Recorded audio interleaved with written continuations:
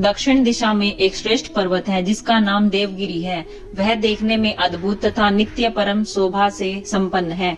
उसी के निकट कोई भारद्वाज कुल में उत्पन्न सुधर्मा नामक ब्रह्मवेता ब्राह्मण रहते थे। उनकी प्रिय पत्नी का नाम सुदेहा था। वह सदा शिव धर्म के पालन में तत्पर रहती थी। घर के कामकाज में काफी कुशल थी और सदा पति की सेवा में लगी रहती थी। द्विज श्रेष्ठ सुधर्मा भी देवताओं और अतिथियों के पूजक थे। वे वेद वर्णित मार्ग पर चलते और नित्य अग्निहोत्र किया करते थे। तीनों काल की संध्या करने से उनकी कांति सूर्य के समान उद्दीप्त थी। वे वेद शास्त्र के मर्मज्ञ थे और शिष्यों को पढ़ाया करते थे। धनवान होने के साथ ही बड़े दाता थे। सौजन्य आदि सद्गुणों के भाजन थे। शिव संबंधी पूजन आदि कार्य में ही सदा लगे रहते थे। वे स्वयं तो शिव भक्त थे ही, शिव भक्तों से बड़ा प्रेम रखते थे। शिव भक्तों को भी बहुत प्यार करते थे। यह सब कुछ होने पर भी उनके पुत्र नहीं था। इससे ब्राह्मण को तो दुख नहीं होता था, परंतु उनकी पत्नी बहुत दुखी रहती थी। पड़ोसी और दूसरे लोग भी उसे ताना मारा करते थे। वह पति से बार बार पुत्र के लिए प्रार्थना करती थी। पति उसको ज्ञानोपदेश देकर समझाते थे, परंतु उसका मन नहीं मानता था। अंततः गत्वा ब्राह्मण ने कुछ उपाय भी किया, परंतु वह सफल नहीं हुआ।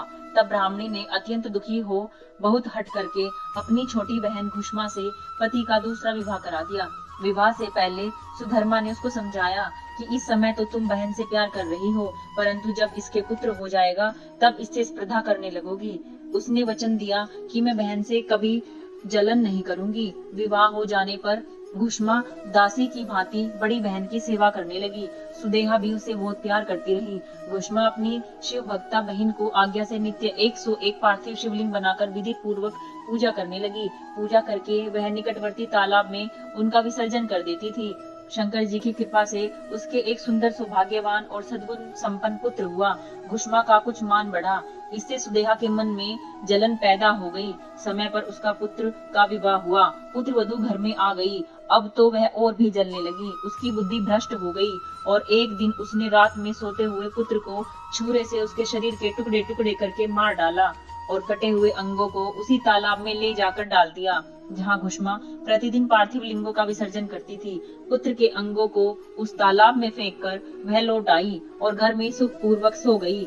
घुष्मा सवेरे उठकर प्रतिदिन का पूजन आदि कर्म करने लगी। श्रेष्ठ ब्राह्मण सुधर्मा स्वयं भी नित्य कर्म में लग गए। इसी समय उसकी ज्येष्ठ पत्नी सुदेहा भी उठी और बड़े आनंद से घर के काम काज करने लगी, क्योंकि उसके हृदय में पहले जो ईर्ष्या की आग जलती थी वह अब बुझ गई थी।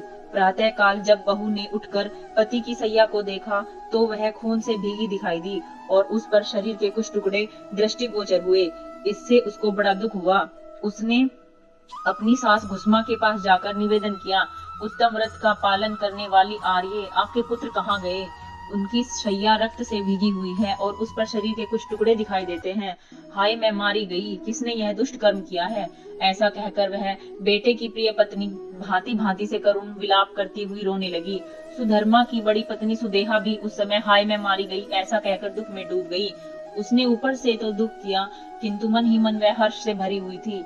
घुष्मा भी उस समय उस वधू के दुख को सुनकर अपने नित्य पार्थिव पूजन के व्रत से विचलित नहीं हुई। उसका मन बेटे को देखने के लिए तनिक भी उत्सुक नहीं हुआ।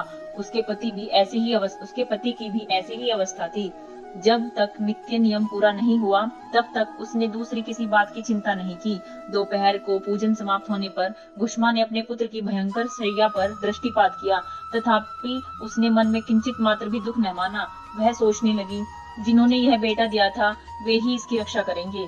वे भक्त प्रिय कहलाते हैं, काल के भी काल हैं और सत्पुरुषों के आश्रय हैं। एकमात्र वे प्रभु सर्वेश्वर शंभु ही हमारे रक्षक हैं। वे माला गूंथने वाले पुरुष की भांति जिनको जोड़ते हैं उनको अलग भी करते हैं। अतः अब मेरे चिंता करने से क्या होगा? इस तत्व का विचार करके उसने शिव के भरोसे धैर्य धारण किया और उस समय दुख का अनुभव नहीं किया। वह पूर्ववत पार्थिव शिवलिंगों को लेकर स्वस्थ चित्त से शिव के नामों का उच्चारण करती हुई उस तालाब के किनारे गई। उन पार्थिव लिंगों को तालाब में डालकर जब वह लौटने लगी तो उसने अपना पुत्र उसी तालाब के किनारे खड़ा दिखाई दिया। सूत जी कहते हैं, ब्राह्मणों, उस समय वहां अपने पुत्र को जीवित देखकर उसकी माता घुष्मा को न तो हर्ष हुआ और न विषाद। वह पूर्ववत स्वस्थ बनी रही। इसी समय उस पर संतुष्ट हुए ज्योतिष स्वरूप महेश्वर शिव शीघ्र उसके सामने प्रकट हो गए। शिव बोले, सुमुखी, मैं तुम पर प्रसन्न हूँ, वर मांगो। तेरी दुष्टा सोतन ने इस बच्चे को मार डाला था, अतः मैं उसे त्रिशूल से मारूंगा। सूत जी कहते हैं, तब घुष्मा ने शिव को प्रणाम करके उस समय यह वर मांगा, हे नाथ, यह सुदेहा मेरी बड़ी बहन है, अतः आपको उसकी रक्षा करनी चाहिए। शिव बोले, उसने तो बड़ा भारी अपकार किया है, तुम उस पर उपकार क्यों करना चाहती हो? दुष्ट कर्म करने वाली सुदेहा तो मार डालने के ही योग्य है। घुष्मा ने कहा, हे देव, आपके दर्शन मात्र से पातक नहीं ठहरता। इस समय आपका दर्शन करके उसका पाप भस्म हो जाए। जो अपकार करने वालों पर भी उपकार करता है, उसके दर्शन मात्र से पाप को दूर भाग जाता है। हे प्रभु, यह अद्भुत भगवत वाक्य मैंने सुन रखा है, इसलिए सदाशिव जिसने ऐसा कुकर्म किया है वही करे। मैं ऐसा क्यों करूं? मुझे तो बुरा करने वाले का भी भला ही करना है। सूत जी कहते हैं, घुष्मा के ऐसा कहने पर दया सिंधु भक्त वत्सल महेश्वर और भी प्रसन्न हुए और इस प्रकार बोले, घुष्मे, तुम कोई और भी वर मांगो, मैं तुम्हारे लिए हित कर वर अवश्य दूंगा, क्योंकि तुम्हारी इस भक्ति से और विकार शून्य स्वभाव से मैं बहुत प्रसन्न हूँ। भगवान शिव की बात सुनकर घुष्मा बोली, प्रभु, यदि आप वर देना चाहते हो तो लोगों की रक्षा के लिए सदा यहाँ निवास कीजिए और मेरे नाम से ही आपका ख्याति हो। तब महेश्वर शिव ने अत्यंत प्रसन्न होकर कहा, मैं तुम्हारे ही नाम से घुष्मेश्वर कहलाता हुआ सदा यहाँ निवास करूंगा और सबके लिए सुखदायक होऊंगा। मेरा शुभ ज्योतिर्लिंग घुष्मेश नाम से प्रसिद्ध हो, यह सरोवर शिवलिंगों का आलय हो जाए, इसलिए इसकी तीनों लोकों में शिवालय नाम से प्रसिद्धि हो। यह सरोवर सदा दर्शन मात्र से संपूर्ण अभिष्टों का देने वाला हो। सुव्रते, तुम्हारे वंश में होने वाली 101 पीढ़ियों तक ऐसे ही श्रेष्ठ पुत्र उत्पन्न होंगे, इसमें संशय नहीं है। वे सब के सब सुंदर स्त्री, उत्तम धन और पूर्ण आयु से संपन्न होंगे, चतुर और विद्वान होंगे, उदार तथा भोग और मोक्ष रूपी फल पाने के अधिकारी होंगे। 101 पीढ़ियों तक सभी पुत्र गुणों में बढ़े चढ़े होंगे। तुम्हारे वंश का ऐसा विस्तार बड़ा शोभादायक होगा। ऐसा कहकर भगवान शिव वहां ज्योतिर्लिंग के रूप में स्थित हो गए। उनकी घुष्मेश नाम से प्रसिद्धि हुई और उस सरोवर का नाम शिवालय हो गया।